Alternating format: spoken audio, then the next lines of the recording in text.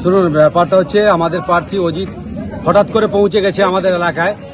বিশেষ করে আমার ছেলেকেই মনে হয় দেখার জন্য পৌঁছেছে। এখানে আমাদের গ্রামবাসীর অনুরোধে এখানে এসে প্রসাদ সেবন করবেন এবং পরিবেশন একটু করলো। আমাদের ভালো লাগছে।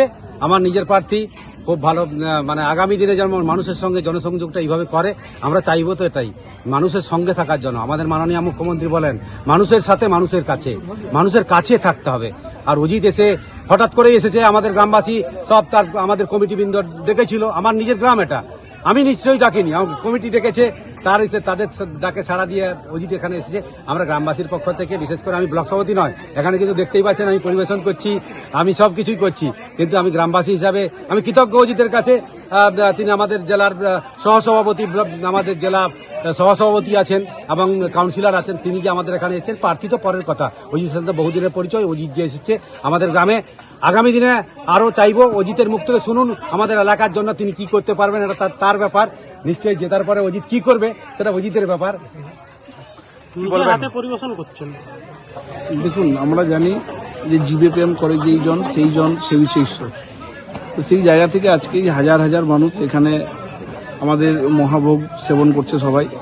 তো সেই জায়গায় মানে নিজেকে হঠাৎ করে আসি, যেহেতু আমাদের ব্লক সভাপতি সম্মানীয় কমলকান্ত রাউত মহাশয়ের ছেলে ছোট্ট অপারেশন হয়েছে, তাকে দেখার জন্যই আসি। তো এসে দেখি এরকম কর্মযজ্ঞ চলছে, এখানে হাজার হাজার মানুষ মানে খেয়ে বেরোচ্ছে।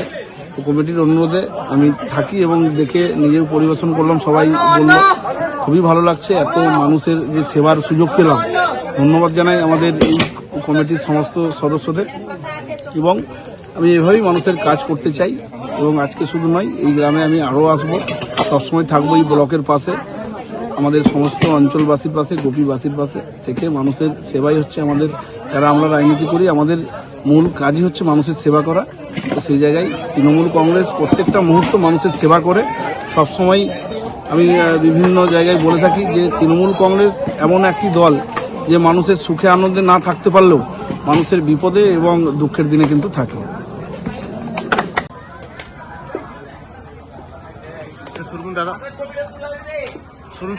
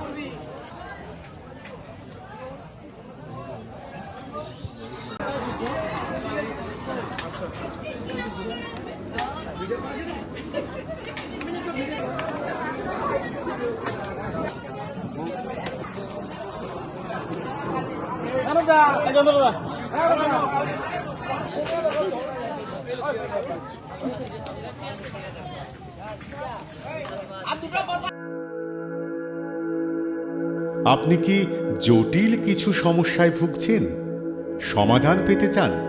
যোগাযোগ করুন প্রখ্যাত জ্যোতিষ ও তান্ত্রিক মনসারাম ভট্টাচার্যের কন্যা মনসা কন্যার সাথে। প্রখ্যাত জ্যোতিষ ও তান্ত্রিক মনসা কন্যা হাওড়া জানবাড়ি ও হাতিবাগানের নিজস্ব মন্দিরেও বসেন। যোগাযোগ 9830106967 আর 9239655323।